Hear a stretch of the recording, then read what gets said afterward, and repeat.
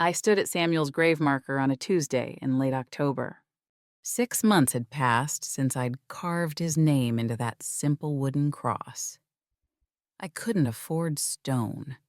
Couldn't afford much of anything anymore, which was precisely why I stood there calculating problems instead of grieving losses. The cabin roof leaked in 3 places.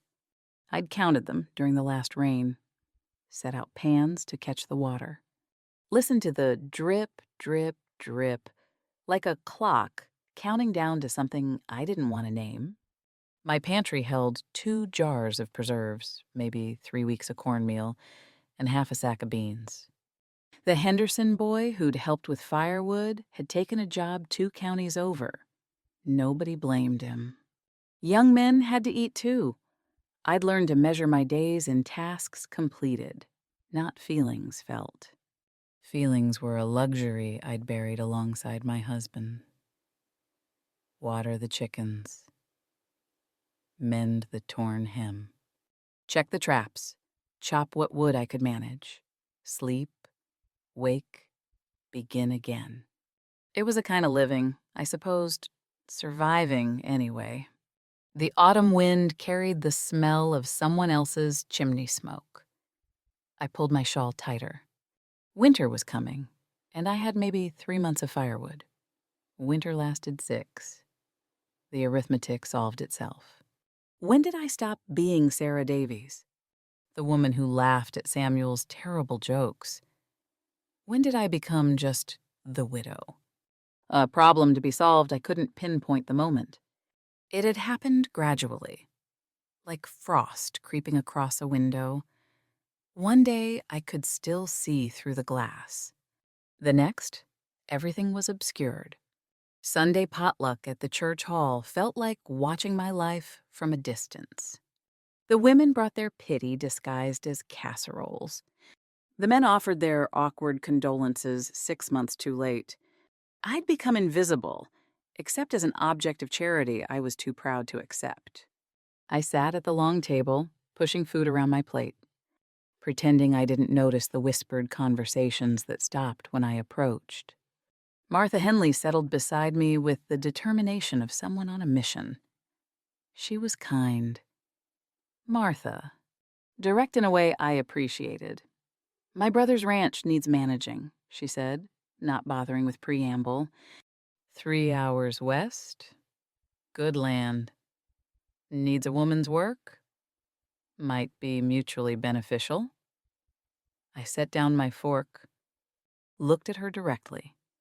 "You're suggesting I marry your brother. I'm suggesting you both need something the other has." Martha's tone was practical, not romantic. "James is a good man. Lonely. You're struggling. Alone. Seems like simple arithmetic to me." Simple arithmetic. That's exactly what it was. I'd already done the calculation in my head. Added up my options, found them wanting. Pride might keep me from accepting charity, but it wouldn't keep me from freezing to death. There was a difference between dignity and foolishness, and I'd learned to recognize which was which. "Tell him to come Thursday," I said. Martha nodded.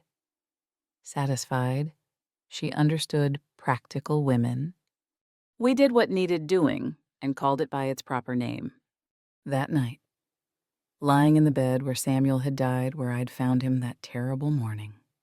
Already cold, I stared at the ceiling beams and tested the name Martha had mentioned.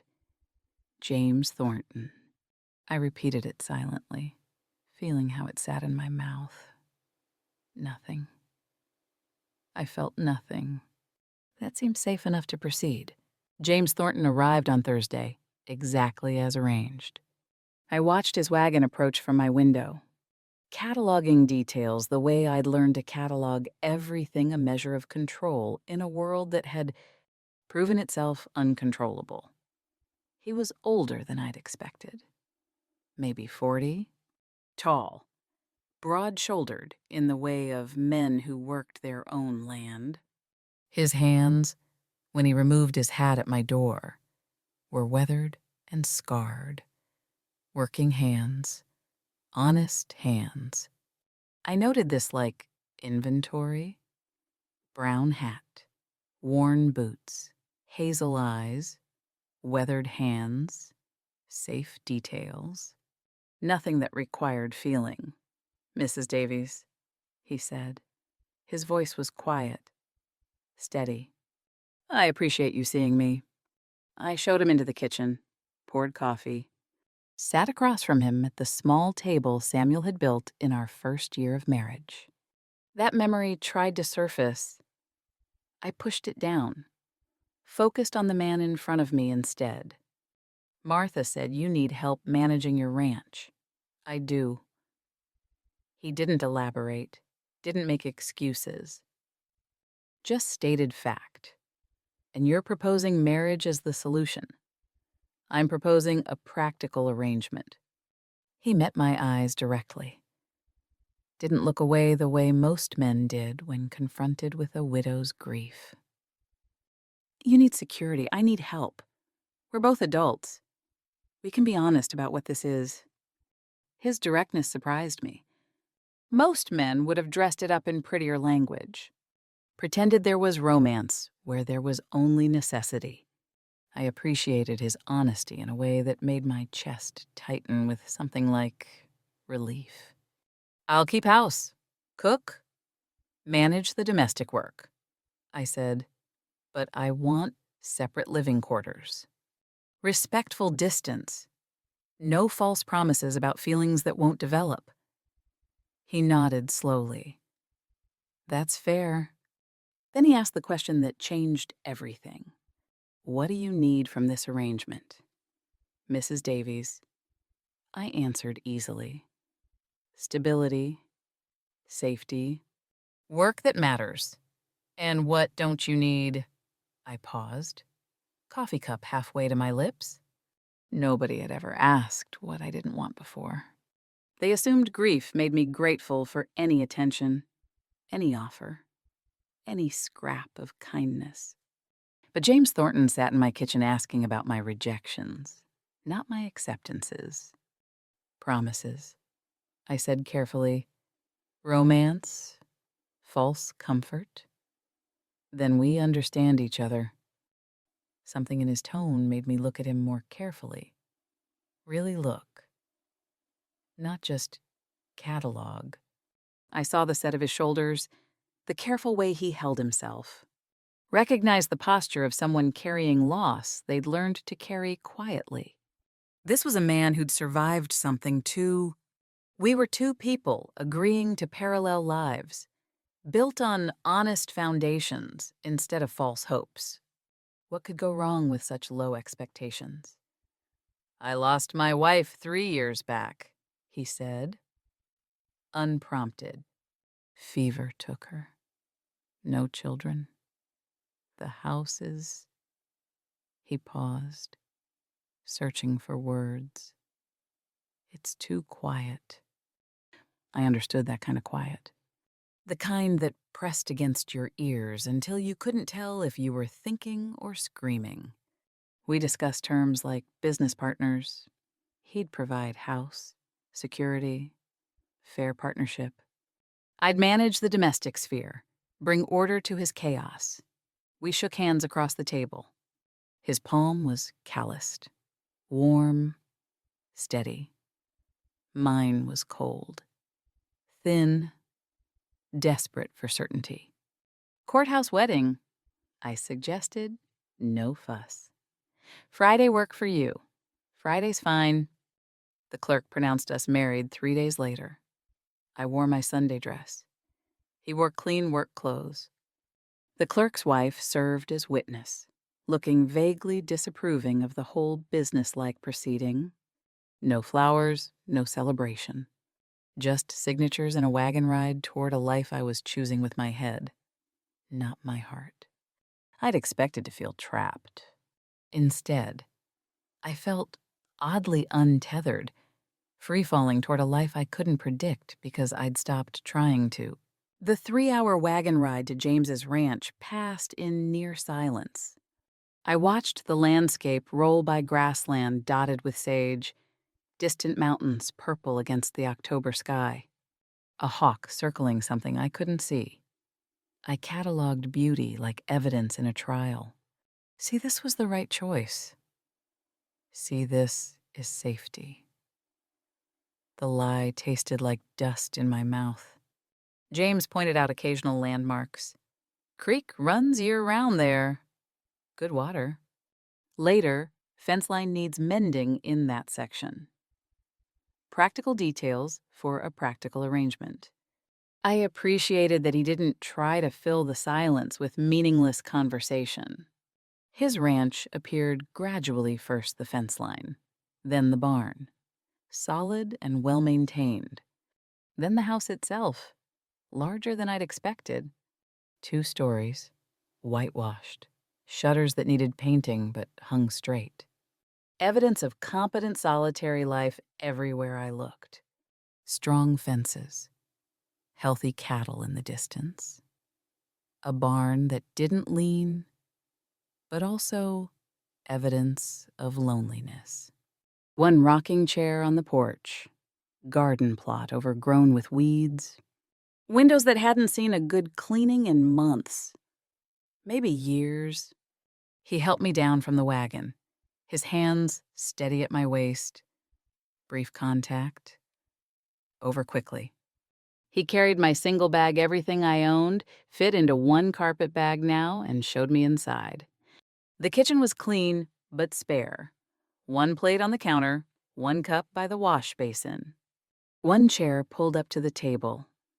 A man's space.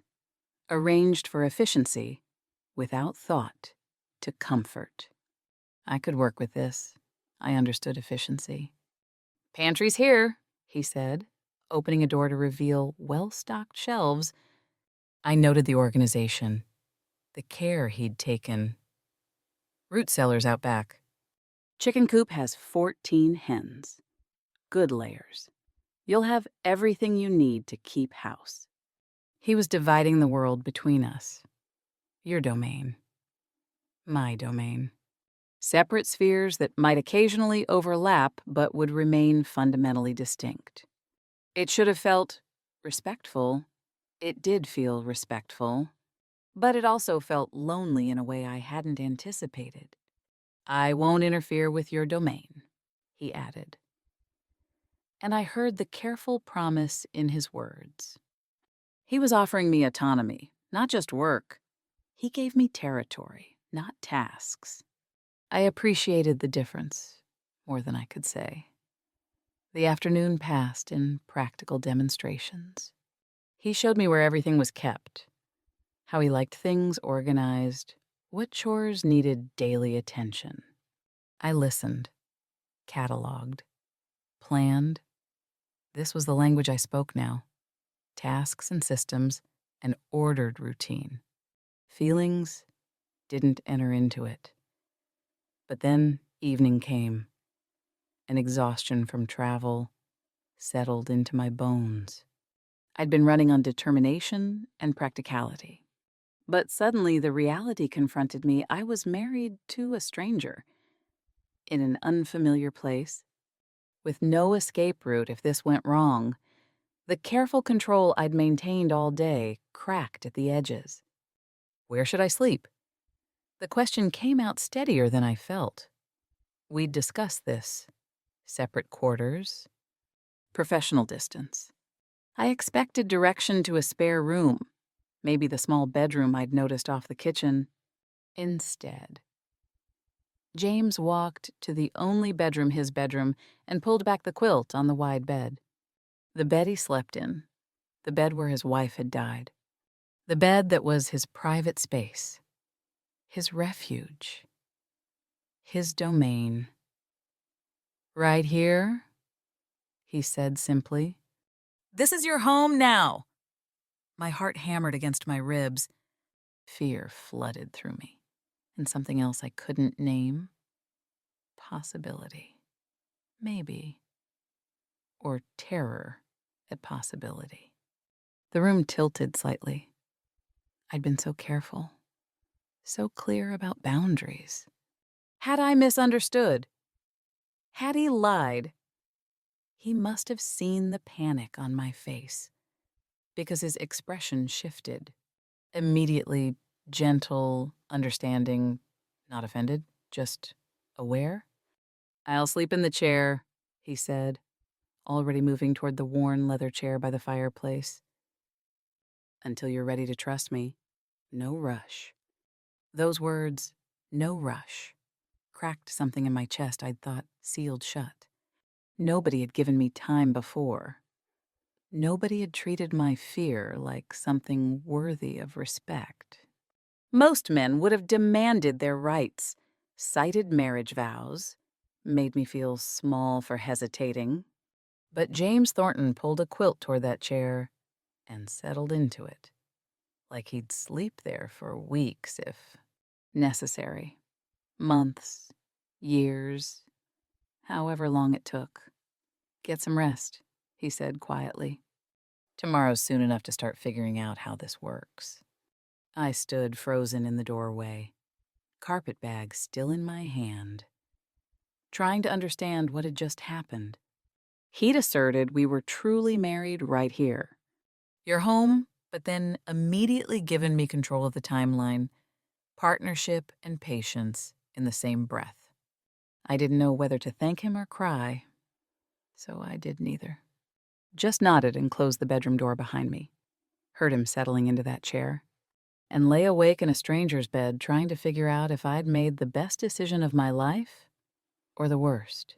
I woke to pale dawn light and the smell of coffee. For a confused moment, I thought I was home. Thought Samuel was in the kitchen, starting the fire. Then reality settled back into place. Different cabin, different man, different life. I dressed quickly, braided my hair with fingers that still shook slightly from yesterday's fear, stepped out of the bedroom to find James already gone, the leather chair abandoned, a fire crackling in the stove. The coffee pot sat warming, one cup poured and waiting beside it. He'd made coffee for me before disappearing into his morning chores. A small kindness, easily dismissed. But I stood there holding that warm cup, staring at the empty chair where he'd slept, and felt something shift in my chest. Something small, dangerous. Days blended into routine with surprising ease. I woke to coffee already made. He left for morning chores while I dressed. I managed the kitchen, the chickens, the garden, all the small domestic tasks that had felt overwhelming alone, but here felt purposeful. He handled cattle, fence repairs, heavy labor. We orbited each other like planets, separate but somehow gravitational. Meals were quiet, not uncomfortable, just sparse with words. He thanked me every time I set food in front of him. Every single time, like it was a gift instead of obligation. "Appreciate this. Sarah?" At first I thought it was automatic politeness, but by the third day, I realized he meant it. He saw the work, acknowledged it, valued it. I started noticing other things, too. Small things I cataloged like evidence, building a case I wasn't ready to argue. Wildflowers appeared on the kitchen table one morning. He never mentioned them. I asked where they came from, and he just shrugged. Said he'd seen them on his way back from checking fence lines. Thought they looked nice.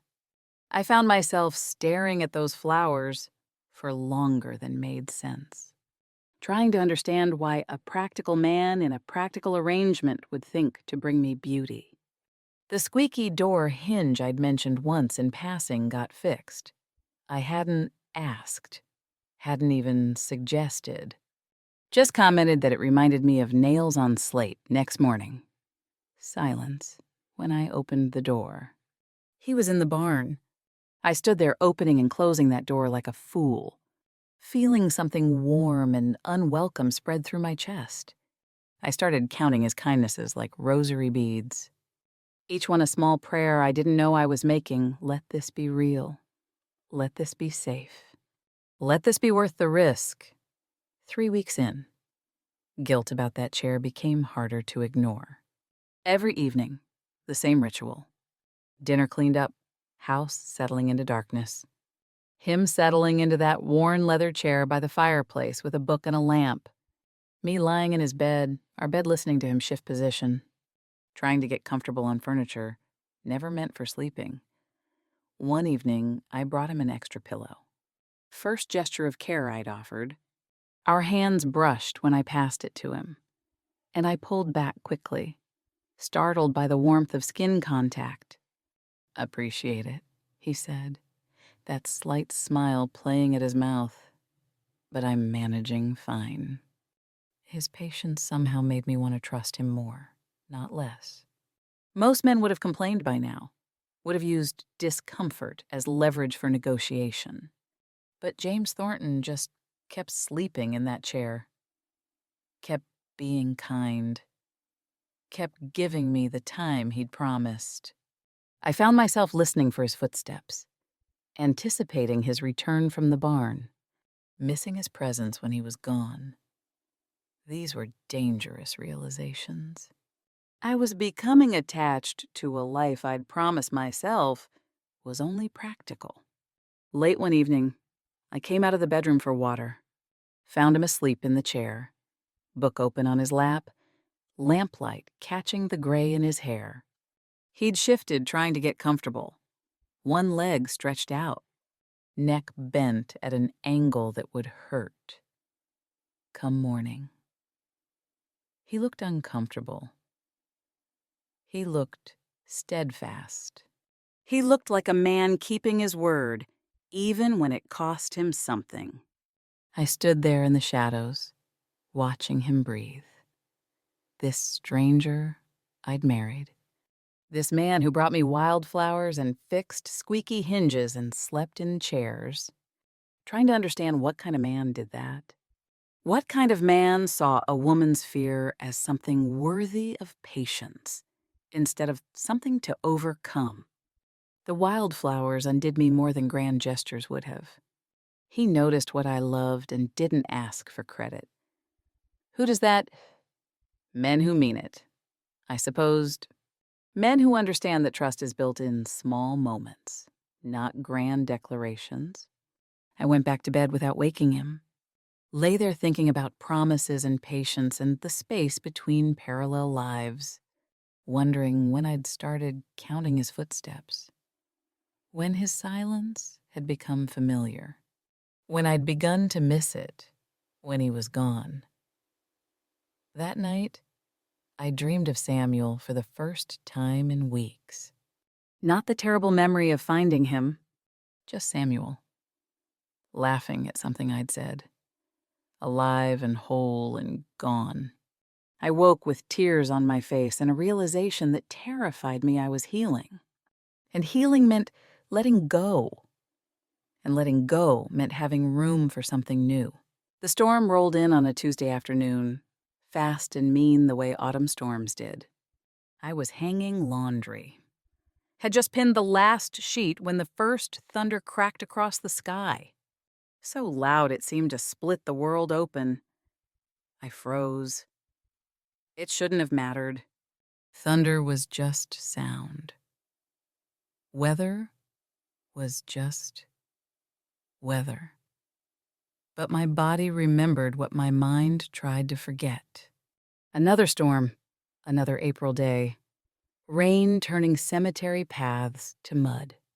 Standing at Samuel's grave while water poured down and I couldn't tell if I was crying or just wet. The sheets whipped in sudden wind. Thunder rolled again. I couldn't move, couldn't breathe. Trapped between past and present, between memory and moment. Between the woman I'd been and the woman I was trying to become. Then James was there. He didn't touch me, didn't ask questions. Just stood close enough that I could feel his presence. Solid and real and anchoring me to now instead of then.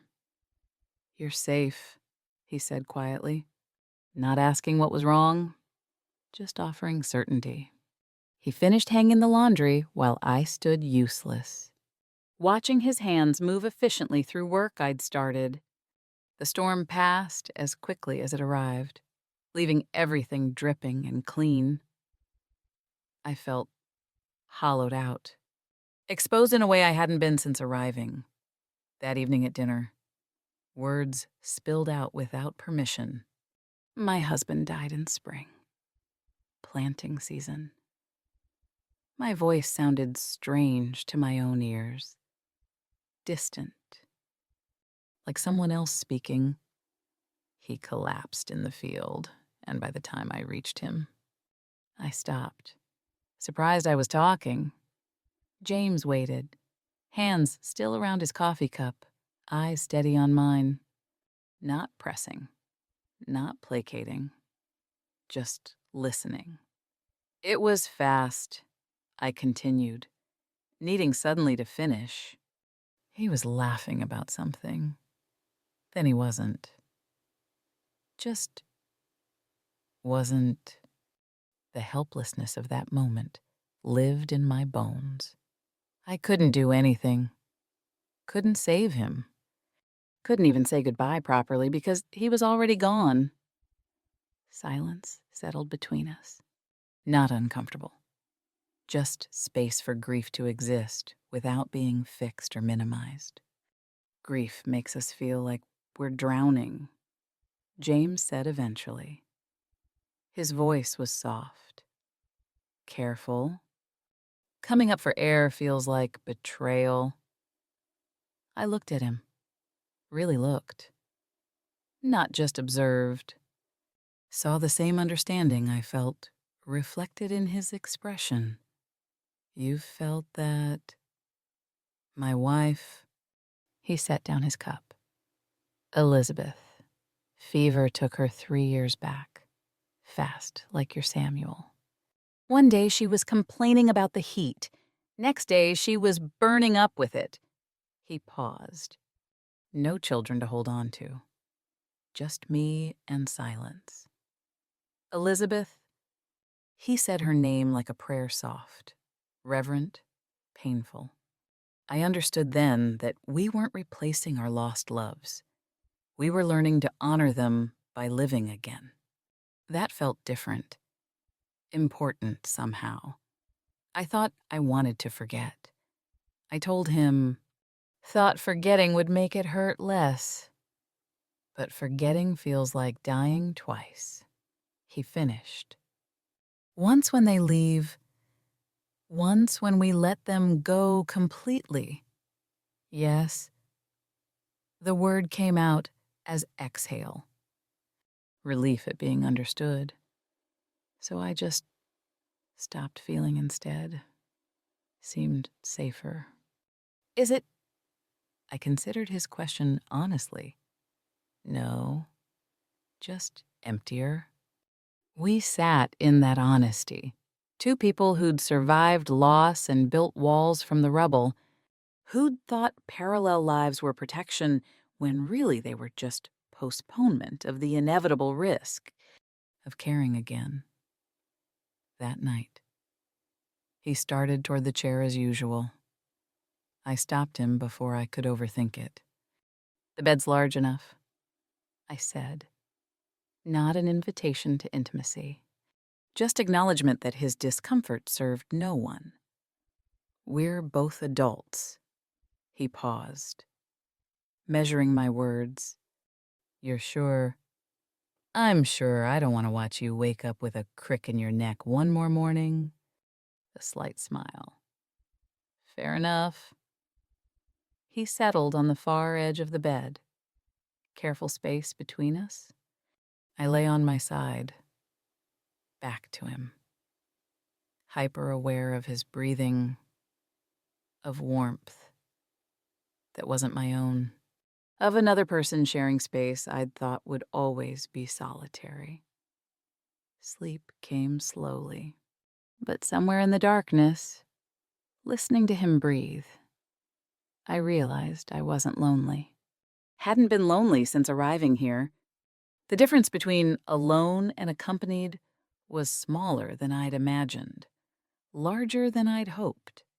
I fell asleep aware that I'd let someone past my first line of defense, aware that tomorrow might bring regret, aware that tonight I felt safe anyway. The fence broke during the night. I woke to pale pre-dawn light and an empty bed, the quilt on James's side already cold. Pulled on my dress quickly, braided my hair as I moved to the window. Saw him in the distance, moving fast toward the south pasture. Even from here I could read tension in his shoulders. Something was wrong. The old Sarah, the widow who'd arrived here a month ago, would have stayed in the house, would have maintained her separate sphere, let him handle ranch business alone. But I pulled on boots without thinking, grabbed a shawl, followed. I told myself I was protecting our investment, protecting the security this arrangement offered. But that was a lie, and I was tired of lying to myself. I was afraid something would happen to him. Afraid I'd lose someone again before I'd even admitted I had someone to lose. The fence was broken badly, several posts down, wire tangled and dangerous. Cattle had scattered toward the ravine's edge, where footing turned treacherous and drop-offs waited for careless hooves. A disaster in the making. James saw me coming, surprise crossing his face briefly before he nodded. Didn't question my presence. Just handed me rope and pointed to where I was needed. We worked for 6 hours straight. Herding cattle, mending fence, checking for injuries. Physical exhaustion stripped away pretense. We moved like a unit, anticipating each other's movements, trusting instincts. When he needed something, I had it ready.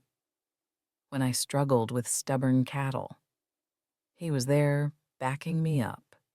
I discovered forgotten strength in myself. Quick thinking. Physical capability I'd lost during widowhood, when survival meant just getting through each day. But here, working alongside James, I felt alive, necessary, real. One cow panicked near the ravine's edge. Young heifer, eyes rolling white with fear. James moved toward her carefully. But she bolted, straight toward danger. I didn't think, just reacted. Grabbed rope, ran to cut her off, helped James secure her before she could plunge over the edge. It was dangerous, muddy, real, and I felt more alive than I had in a year. We sat on the porch at dusk, both filthy and exhausted. He brought water, and our hands touched on the cup. Neither of us pulled away. His fingers were rough, warm, solid. Mine were trembling slightly from adrenaline crash. We sat there, hands still touching, neither speaking. "You're stronger than you think," he said finally. The words hit somewhere deep. You saw that before I did. I saw a woman who survived 6 months alone. He turned to look at me directly. I just gave her room to remember, somewhere between the 3rd hour and the 5th. I'd stopped thinking of it as his ranch, his cattle, his crisis. It had become ours. The shift felt tectonic, small movement, massive consequence. Danger strips pretense. I couldn't hide behind practicality while helping save a panicked cow from a ravine. Had to be present, honest, real. Turned out real felt better than safe.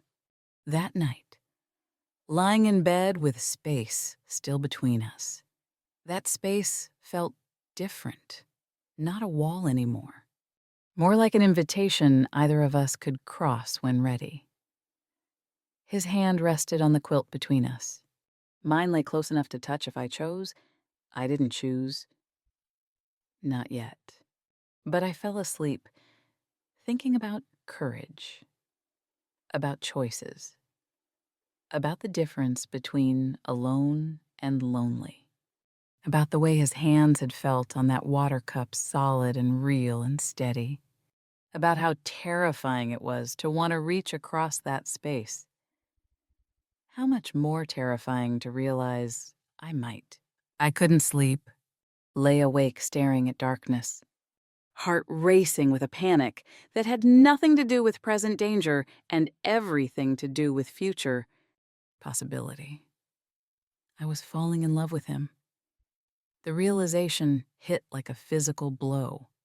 Somewhere between wildflowers and fixed hinges and patient sleeping in chairs, I'd started caring. And caring meant vulnerability. And vulnerability meant the possibility of shattering loss all over again. Fear tastes like metal, like blood when you've bitten your tongue. I was drowning in it. And the worst part, it was familiar, comfortable. I knew how to be afraid. Love was the terrifying unknown. I remembered finding Samuel's body, the helplessness, how complete and devastating and permanent loss was. How it didn't matter that I'd loved him with everything I had. Death took him anyway.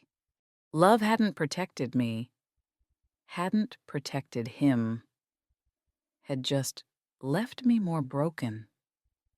When it ended, and James could die too, could leave me, could shatter the fragile peace I'd found here. I'd walked straight toward the one thing that could destroy me, thinking I was being practical. Thinking arrangement meant armor. I actually rose from bed, started gathering my things in darkness, hands shaking, heart hammering. Flight instinct screaming, leave before it hurts. Run while you still can. Protect yourself from the inevitable. Sarah, his voice was quiet. I froze, half-packed carpet bag in my hands. He was awake, watching from his side of the bed. Moonlight caught his face, expression unreadable. If you need to go, he said carefully, I'll drive you myself at first light. Won't ask you to stay. His permission to leave somehow robbed my flight of purpose. I sat on the bed's edge, bag in my lap, everything inside me screaming contradictions. I'm terrified, I whispered, of me, of losing you. The truth came out broken, raw, of caring and having it ripped away again. I can't survive that twice. Long silence. Just his breathing and mine and the night settling around us. Then his voice, steady and honest. I can't promise I won't die. Sarah. No one can promise that. Death comes when it comes. Pain lanced through my chest. That was the truth I'd been avoiding. The truth that made love impossible. But I can promise I won't leave you by choice. He continued. I can promise that every day I'm here, I'll choose this. Choose us. Choose you. He paused. That's all any of us can offer. Intention, commitment, showing up for as long as we're given. I sat there holding my half-packed bag, trying to understand what he was saying. That love always meant risk. That caring always meant potential loss. That the alternative living, empty and protected, wasn't actually protection at all. Just slow dying instead of sharp. He said, choose us, like it was simple. Like choosing wasn't walking toward a cliff's edge with eyes wide open. But maybe that's what bravery actually was. Not lacking fear, but walking anyway. Samuel's death taught me love ends, I said. More to myself than to him. I thought that meant love wasn't worth beginning. And now, I think, I set down the bag. Unpacked felt too vulnerable. But I didn't finish packing either. Now I think courage isn't absence of fear. It's choosing love knowing you might lose it. That's about right. His voice was gentle, understanding. And if that's too much, if you're not ready, I understand. Time you need. You get no pressure, no rush. But that was the thing. He'd already given me time, weeks of it, months if I needed. He'd sleep in that chair for a year if that's what I required. His patience was infinite. Mine was running out. I was tired of being afraid. Tired of protecting my heart so carefully I forgot hearts were meant to be used. I lay back down, carpet bag abandoned on the floor, in the darkness. My hand drifted across the space between us, found his hand waiting there. Palm up. An offer. An invitation. Not a demand. Our fingers laced together. His grip was warm, steady, solid, real. Thank you. I whispered, for what? For not pushing, for waiting, for letting me figure this out on my own time. You're worth waiting for, Sarah. I fell asleep, holding his hand across the divide, knowing tomorrow I'd have to make a choice. Knowing I'd already made it. Knowing the only question left was whether I had the courage to admit it. I woke to an empty bed and the smell of coffee, the morning routine that had become familiar, comforting in its predictability. But today felt different, weighted, important. I found the coffee waiting, still warm. Wildflowers in a jar on the table, his way of saying, I'm here when you're ready, without pressure or words. I stood there, holding that warm cup, staring at those flowers, and felt something settle in my chest. Clarity, certainty, choice. I'd spent 2 months watching James Thornton prove himself trustworthy. 2 months of small kindnesses and patient waiting and consistent respect. The question wasn't whether he deserved my trust anymore.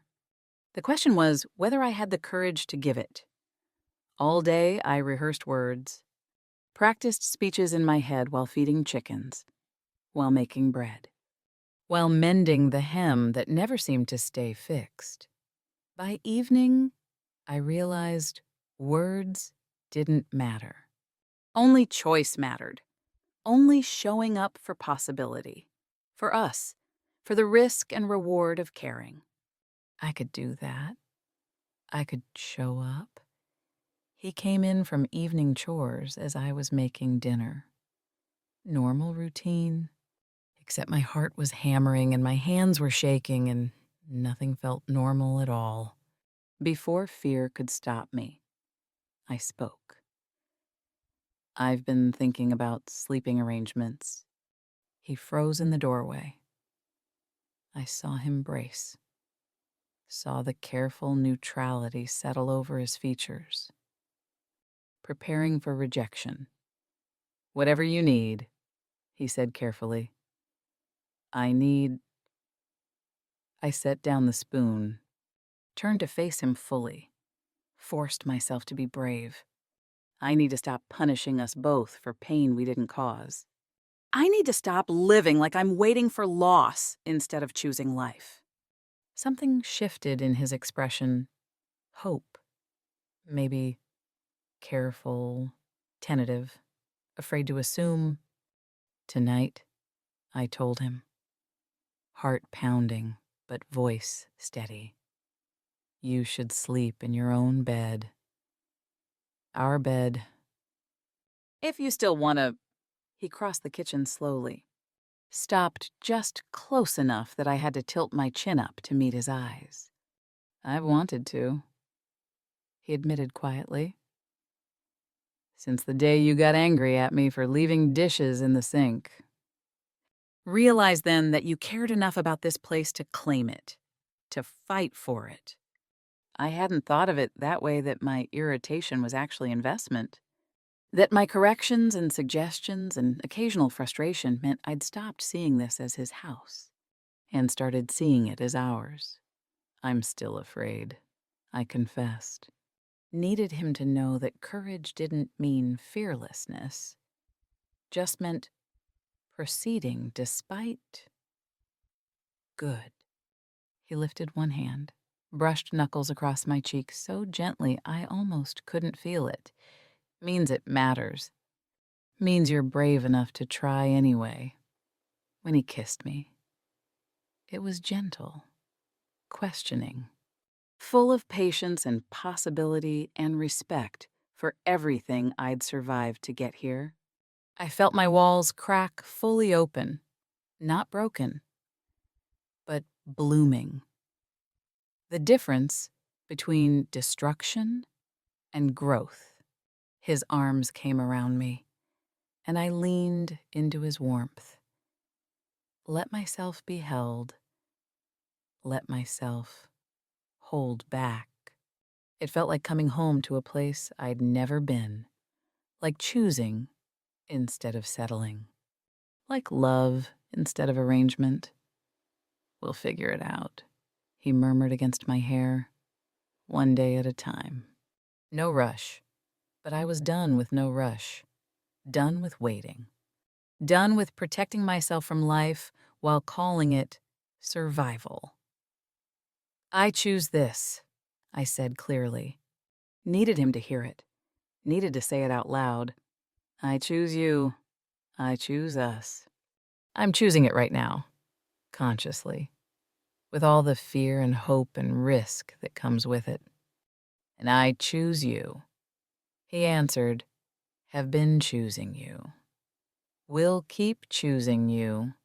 That night, no chair between us, no barriers, just two people who'd survived loss, learning that love doesn't diminish grief.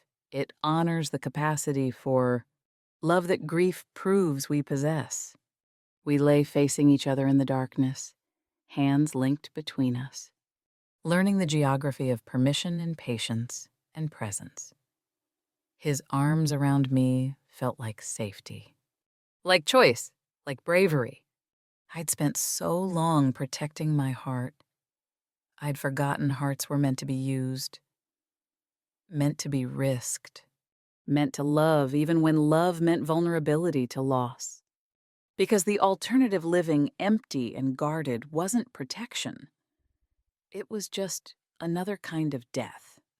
When I finally slept, I dreamed of spring, of planting and growing and things blooming despite winter's death. Dreamed of Samuel smiling, releasing me to this new life. Dreamed of James and wildflowers and a future I was finally brave enough to choose. 6 months later, winter settled over the ranch like a blanket. Snow covered everything, transformed the landscape into something clean and new. I stood at the kitchen window watching frost patterns form on the glass, slow, natural, creating beauty from ordinary connection.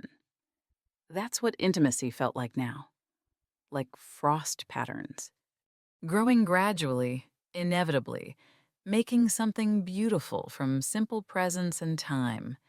Morning routines had blended seamlessly.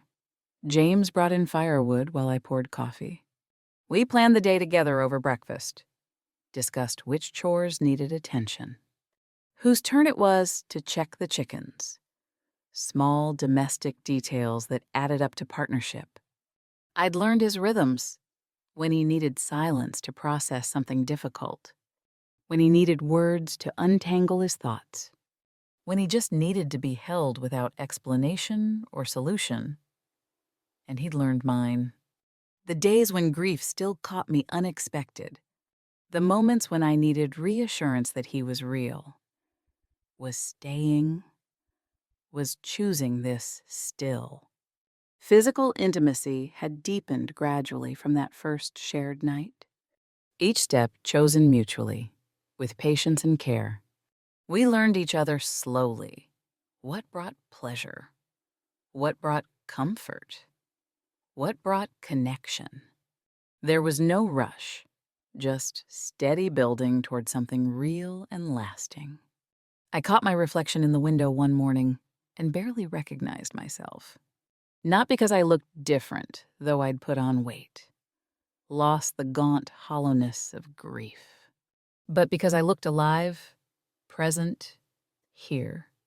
The woman who'd married for survival had become a woman who lived for love. But it wasn't the love that changed me. It was claiming my right to it, choosing it, walking toward it despite fear.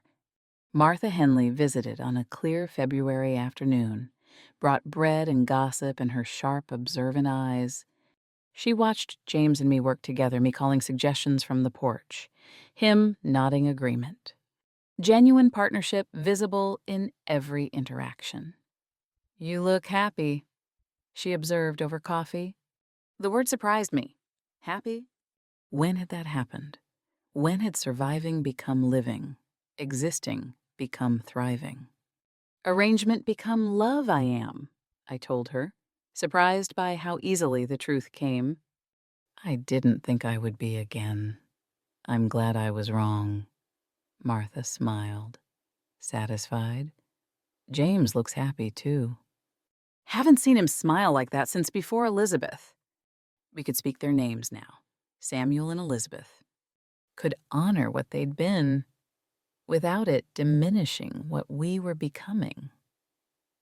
That felt important, like we'd made room for past and future both, without letting either one define us completely. That evening, standing on the porch at sunset, James's arm around my shoulders, I thought about that first night when he'd pulled back the blanket and said, "Right here." He'd been offering more than a sleeping space. He'd been offering a home I could claim on my own terms, at my own pace.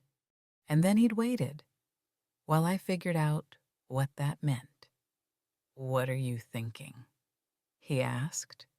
"That real love doesn't arrive with thunder and lightning," I said. Watched the sun sink toward the horizon, painting everything gold.